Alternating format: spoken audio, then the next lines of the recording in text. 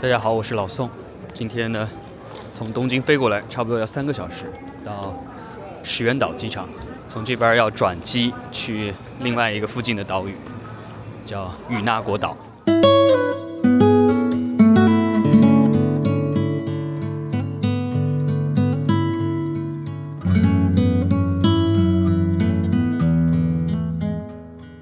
与那国岛是日本冲绳县八重山群岛中最偏远的岛屿之一，也是日本最西端的岛屿，面积约29平方公里，全岛人口不到2000人。最西端的碑就在这儿了，日本国最西端之地，与那国岛。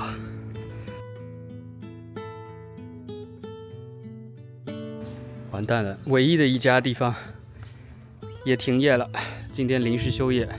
与那国岛的马相对来说就是体型比较小的马。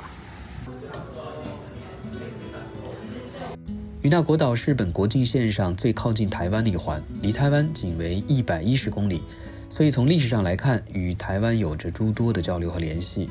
可以看到朝东边的方向其实就是台湾，所以据说天气晴好的时候，夏天的时候，从这边就是放眼望去，那边就可以看到隐隐约约的台湾海岸线的这个样子。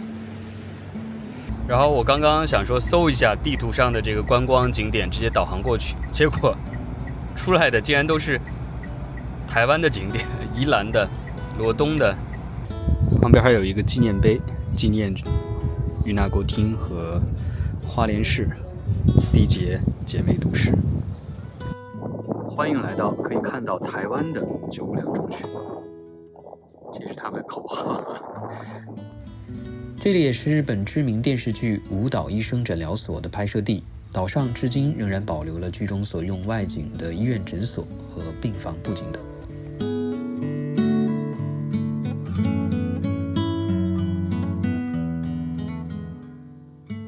前往与那国岛的方式主要有2种，最便捷的是搭乘飞机，从那霸或石垣岛都有航班直达，其中石垣岛飞行时间仅约30分钟，那霸出发则约需1个半小时。另一种是乘坐从石垣岛出发的定期轮渡，每周2次航行，航程约4小时至4个半小时，但容易受天气的影响而停航。老宋今天是從東京出發，到達石垣島後，繼續乘坐日航的小飛機前往與那國島。安全を阻害する行為として、は気流の影響により、所々強く揺れることが予想されております。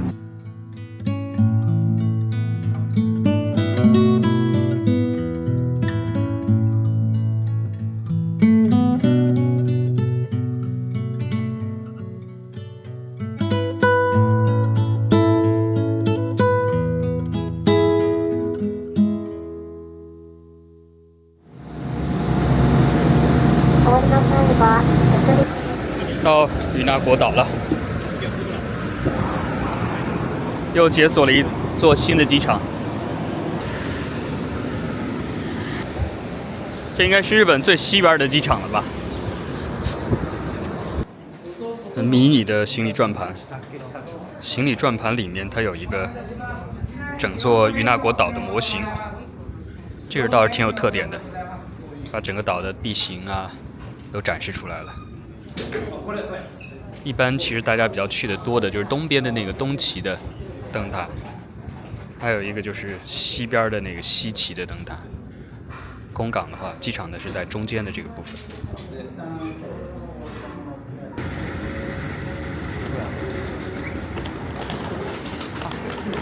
こんにちは。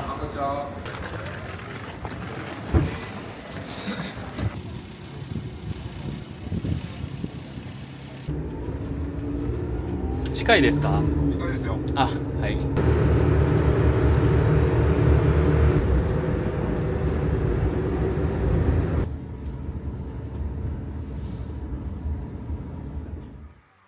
这边是应该是客房的大厅，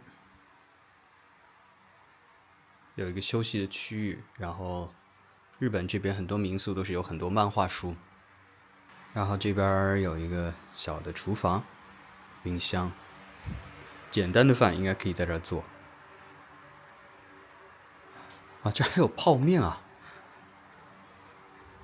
这应该是可以自助买的泡面，如果实在不行的话，可以在这儿吃泡面。这边是公共的区域，有一个洗衣机，然后洗脸池，旁边应该是浴室吧，这边是公用的浴室。这很有岛国特色、岛国风情的这种浴室的样子。上面天花板，这应该不是故意做的吧？应该是墙皮脱落的，可能比较潮湿。好，这边是厕所。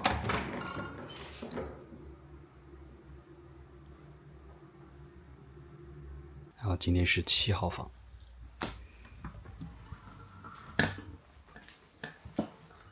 很简单的小房间。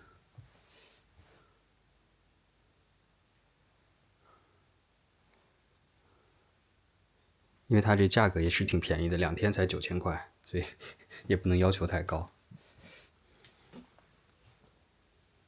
它这竟然没有床单，只有一个可以盖的毯子、毛巾，没有床单，也没有枕套。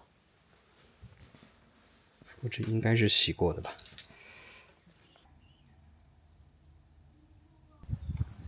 只能先出去走走看了，因为日本很多地方它做午餐的话，一般都到2点结束，因为今天飞机稍微的晚了一会儿，所以现在2点多了，基本上大多数店应该可能都关了，只能先去找找看吧。整座岛上应该是有3个居民聚集的地方，3个居民聚集的区域，然后每个区域是一个部落。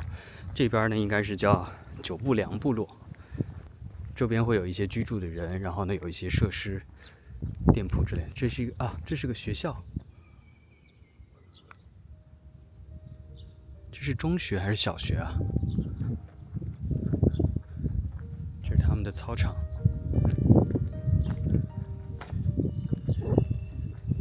果然，地方的这种学校，整个运动场就会非常的大，比东京的小学运动场要大很多。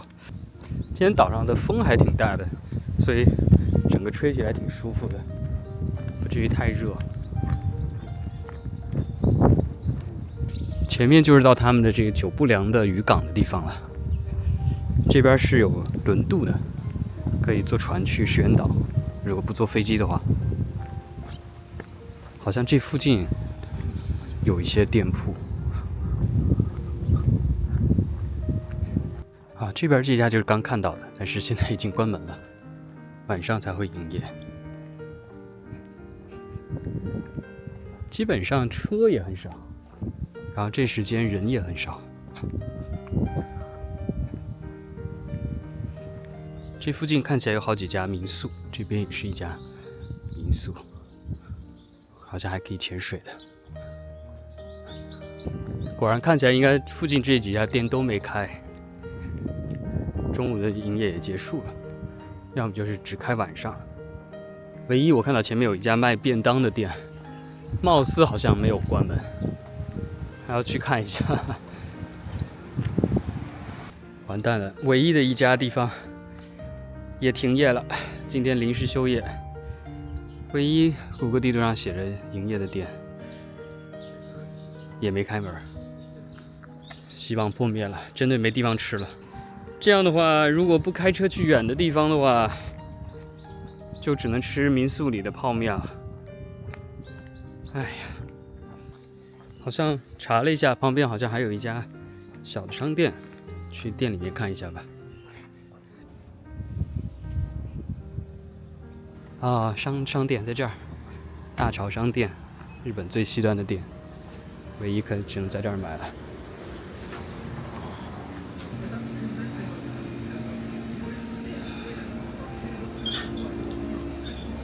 不过看起来好像只有泡面了，也没有什么便当之类的。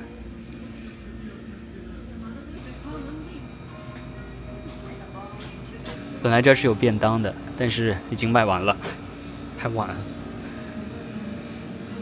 买好东西了，顺便来这儿取点钱。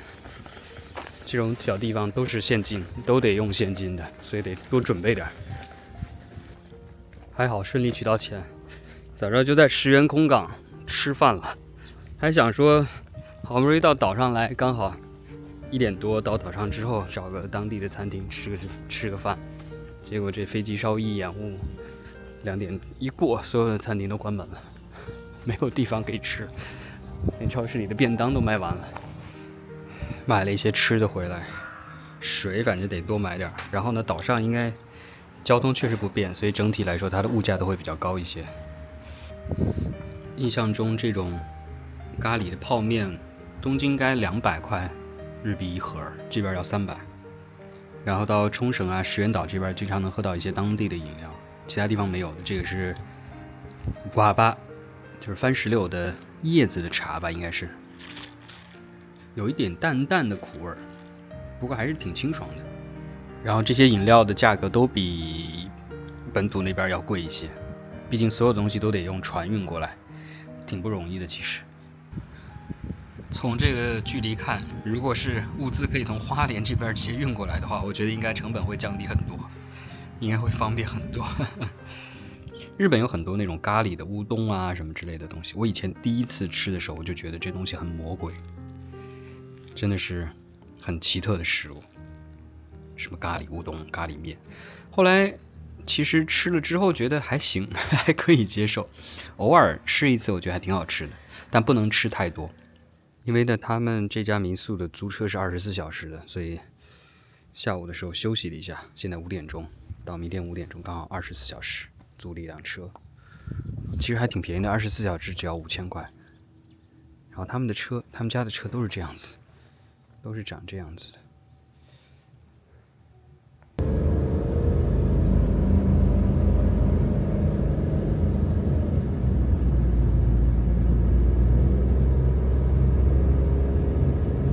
第一个来的是日本最西端的展望台，这应该是我觉得是最有名的吧，应该是与那国岛上最有名的一个景点了，因为它有一个日本最西端的那个碑，应该就是在这儿吧。日本国最西端之地与那国岛，现在最西端也来了，然后呢，最东端是那沙布甲根室的地方也去过，然后最北端宗谷甲也去过了。还差就最南了，其实最南也离这儿不远，就是在那个波照间岛上，也是附近的岛屿。距离最近的是台湾，只要111公里。最近的石垣岛的话，也还要117，还更远一些。距东京要2000多公里，距北京还更近一点，北京只要1833。离东京还更近，比东京还更近一点。到马尼拉也很近啊，只要1124公里。可以看到朝东边的方向其实就是台湾，所以现在肯定看不到。据说天气晴好的时候，夏天的时候，从这边就是放眼望去，那边就可以看到隐隐约约的台湾海岸线的这个样子。与那国岛与台湾距离很近，琉球王国时期两地存在大量的民间贸易与往来，尤其是渔业、农产品和日用品的交换，岛民常常会前往台湾进行物资的采购或交易。但明治时期之后，与那国岛与台湾之间的交流逐渐受到了日本官方制度的管控，但渔民之间的跨海往来贸易依旧频繁，其余的捕捞技术也从与那国岛被带到了台湾。战后，台湾与那国岛之间的走私物资贸易盛行，与那国岛人会利用小船从台湾买入稻米，带回岛上供本地食用或转运到冲绳甚至日本本土。此外，岛民就会用稻米或台湾带来的货物换取美军的罐头食品等。到1964年东京奥运会时，因为距离日本本土较远，所以与那国岛当地的电视信号实际上接收的是来自台湾的信号。这边还有一个碑叫3万年前的航海彻底再现工程、彻底再现计划。另外，在后期的调查研究当中发现，其实八中山群岛的原住民有很多来自台湾的基因，所以日本2019年做了一个实验，一行5人从台湾东海岸出发，乘坐独木舟，花费45个小时，成功抵达了与那国岛。这也侧面证明了在古代原住民由台湾岛抵达琉球群岛的可行性。但是特别有意思的是，我也看到过，就是说至今还没有办法证明从与那国岛能够顺着黑潮能够回到台湾，就是从台湾可以过来，但是呢，从这边过去其实是很困难的，因为它这个黑潮的流向呢是从南到北的这样的一个方向，从那边最西端开下来到港口这边，刚好轮渡。现在轮渡的话，从石垣岛过来只有周2和周5才有，其他时间是没有的。这路还挺奇怪的，不确定是不是路。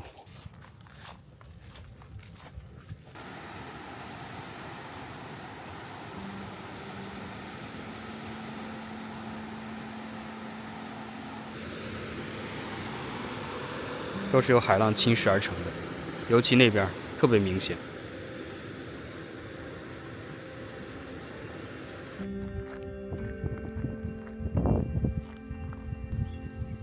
这个应该又是他们的一个学校，整个岛上好像还有好几间学校。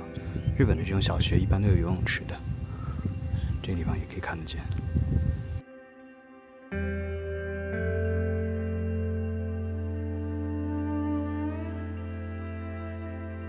旁边这里是与那国的自卫队的驻地。之前好像据说因为这个自卫队的问题，岛上还进行公投。因为这个地方其实还挺敏感的，因为它离台湾比较近嘛。这边的路上很多的这种牛粪或者马粪，因为两边都是这种牧场，很多牧场，然后各种马啊、牛啊。然后前面这条路据说就是当时拍那个电视剧《舞蹈一生》的时候骑自行车的那条路，就上坡的这条路。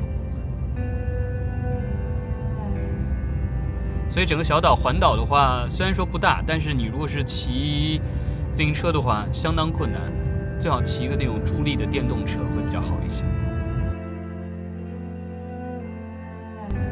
就刚好这是过马路的马群。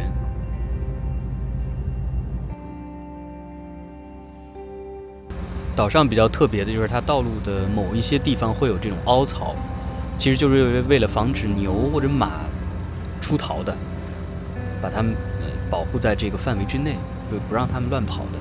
所以它在某一些地方会设置了这个凹槽，开车的时候就可能稍微的要注意一下，不能开太快，得慢一点。开着开着看到路上有东西在跑，结果一看，哇，这么大个螃蟹，好大，这不知道能不能吃。跑得还挺快的。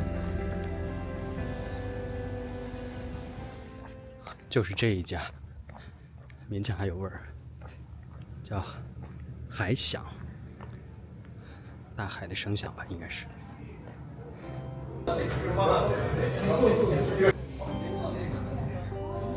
晚餐选了附近的一家当地料理的居酒屋，点了一些冲绳地区的特色食物。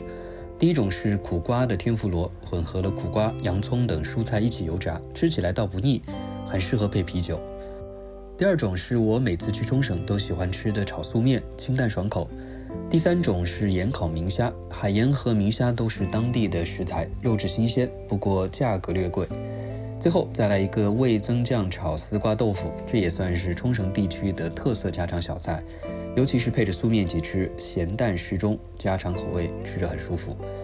其实这道菜也是福建饮食文化和美军文化在冲绳融合的典型体现。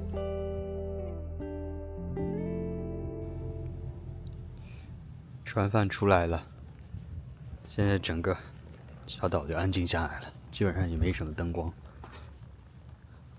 只有听到蛐蛐的叫声。其实岛上也是有这个巴士的，但虽然这个班次非常的少，但是这个巴士好像是免费的。如果实在是不想租车的话，也可以搭巴士的，只不过去到地方有限。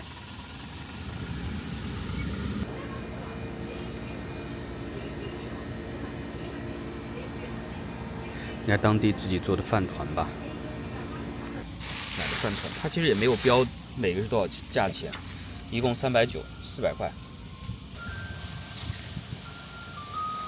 这是当地应该是回收垃圾的车吧，这个看起来应该是粗大垃圾的回收车。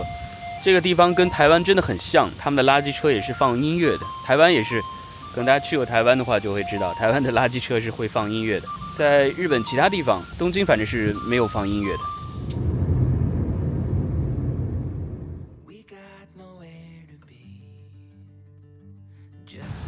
今天真的是很凉快啊，虽然天气没那么好，但是真的凉快凉爽。这是当地的与那国岛的马，相对来说就是体型比较小的马。然后在这个岛上其实有很多骑马的活动，如果是大家提前预约报名的话，还有一些骑马的活动，而且还可以骑马到海里面去。我开始以为今天是下雨天，所以我就没有订，而且也没有特别想要骑，但看起来觉得挺有意思的。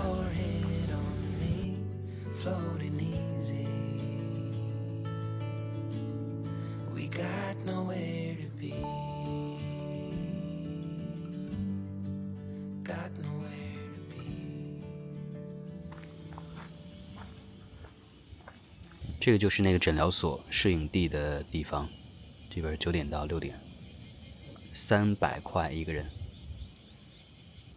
就是在岸边的一个小房子。电视剧《舞蹈医生诊疗所》是一部从2003年开始推出的热播日剧，故事讲述了外科医生舞蹈健助来到偏远小岛，为医疗资源不足的居民提供诊疗服务，并逐渐融入当地社会的温暖故事。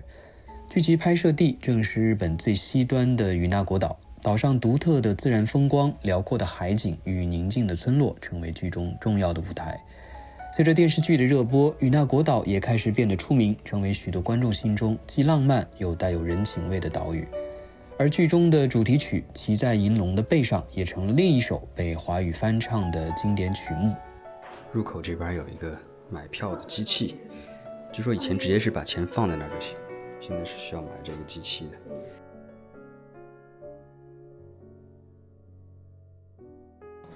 这边还有就是旅客的记录本，几月几号，然后谁来了。这边有一个从四川来的，看到一个中国人，哦，还有一个台湾的朋友，6月30号，大家都写的日语。这位也是日本朋友，冷气很舒服，适合睡觉，确实里面挺凉快的。从北海道过来，哇，真的很远。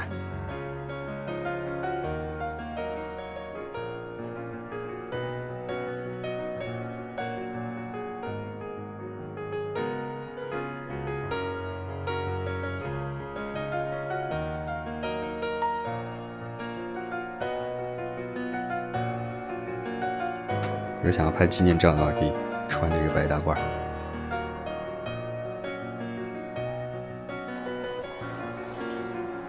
直接在这儿播放当时的这个电视剧。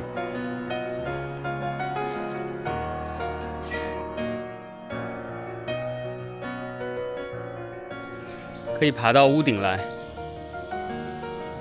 下面就是比川的海岸。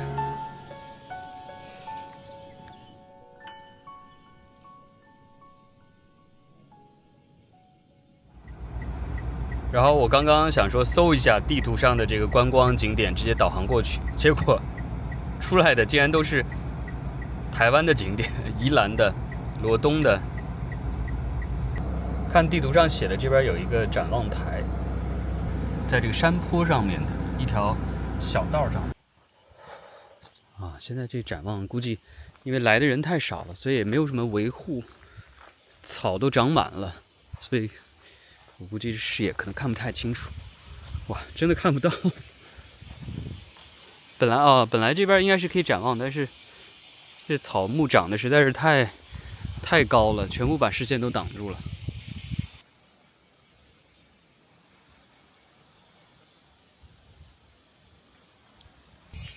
好，这里倒挺开阔的一个地方。哇，这边真的很舒服啊！啊，旁边可以看到这个沿海的公路，然后前面就是另外一个挺有名的景点，叫立石岩，就有一个石头立在那儿的这样的一个景点，立石岩。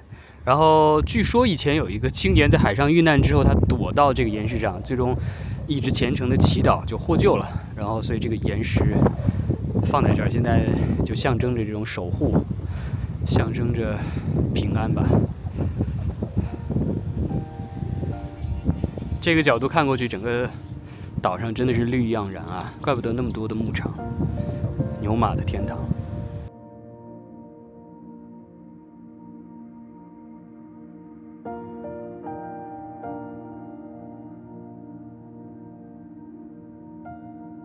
这边还有一个地图，昨天去的是西岐，住在久不良的那个地方。舞蹈医生诊疗所在比川的这个部落，然后现在到利神岩，再往东走一点就到东边的最顶点的地方东岐。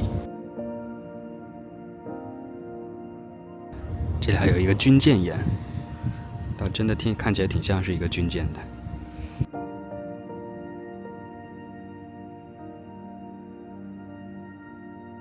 这边呢是东岐的展望台，也就是最东边的地方。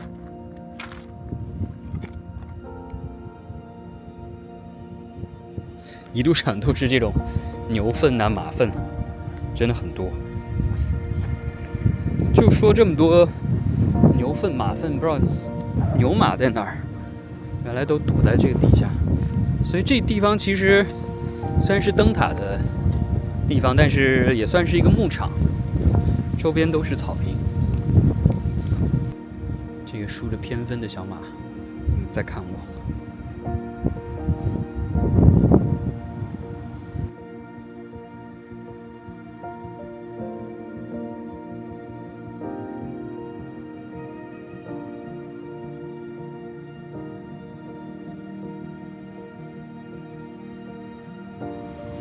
这地方叫四铁半的沙滩。就是非常小的一块。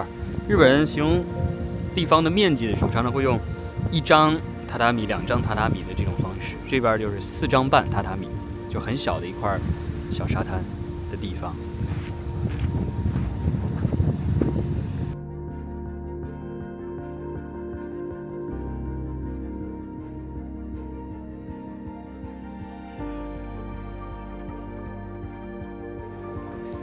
这里就是他们的那个祖纳地区的部落，好像当地的这个区一所，也不是区一所吧，市政府，市一所就在这个地区，所以这边也是住的人会比较多一些。本来是找餐厅吃午餐的，然后好几家店都是公休，可能平时来的人真的比较少，很多人就是临时就休业了。周末可能会开的多一些，然后唯一看到现在有一家在海边那边一家小店还开着，貌似还开着，先过去看一下，应该就是这家吧。哎，不知道现在有没有在开啊？哇，这好，集装箱改造的一家店啊。午餐的这家店，正如所见，是一个集装箱改造的极小店铺。店主是一位从大城市回归故乡的阿姨。说起为什么要开这家店，阿姨说，因为当地其实有很多老人独居，自己做不了什么饭，所以这家店就像是食堂一样，帮当地的一些人解决简单的午餐和晚餐问题。店里只有2种选择，一种是五花肉烤肉的盖饭，一种是鸡汤拉面。汤头非常的鲜美，尤其可以选择外加只有冲绳才能吃到的豆花，一碗热汤面吃得非常舒服。和阿姨也聊了很久，说起自己小时候琉球还是美军管辖的时候，自己家里有甘蔗田，有很多台湾人会到岛上来帮忙，所以自己特别怀念小时候吃到的台湾人做的炒米粉的味道。说自己和女儿已经约定好了，等石垣岛到基隆的轮渡开航之后，就要一起去台湾逛逛。真正的医院的地方，这是他们的厅议场，就是他们厅的政府的地方，也就是镇政府吧。果然这边写了花莲市的市长。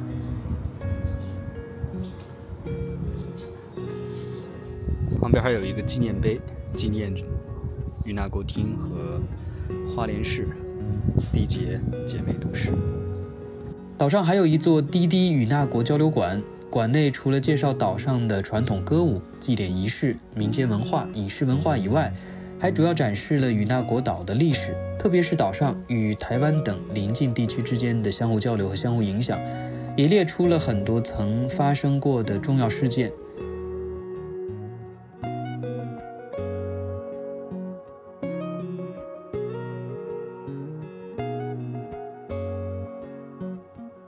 这地方其实也可以看到，就是石垣岛很有名的水牛呢，其实也是从台湾引进的。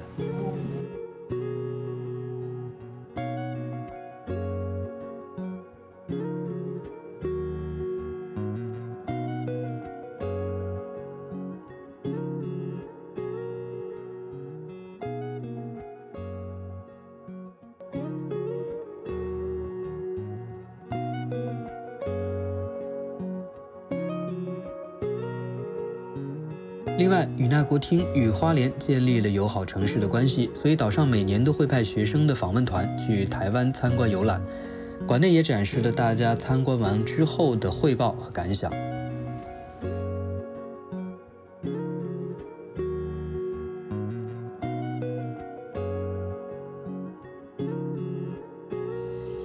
哇，我觉得除了东旗那个开阔的农场的地方以外，这个地方我觉得是岛上我最喜欢的一个地方。整个是在森林当中，而且主要它这个路修的也挺好的，不是那种特别野外的环境。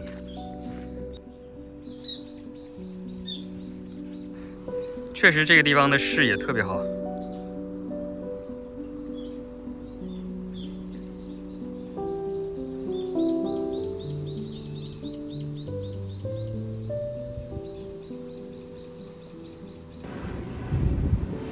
哇，这可以看到飞机。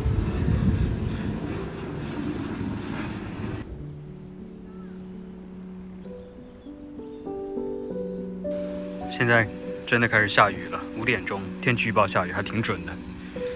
这边还有一个海滩的地方，然后据说从这个园这边拍出去很漂亮。不知道为什么这个地方给它挡起来了，是因为来这儿拍的人太多了是吗？用网子给挡起来了。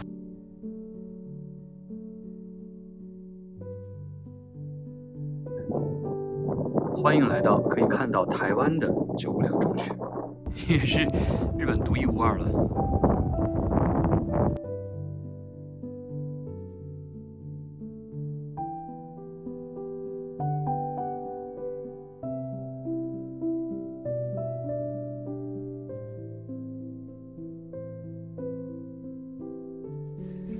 与那国岛不大，也谈不上有什么特别壮丽秀美的风景。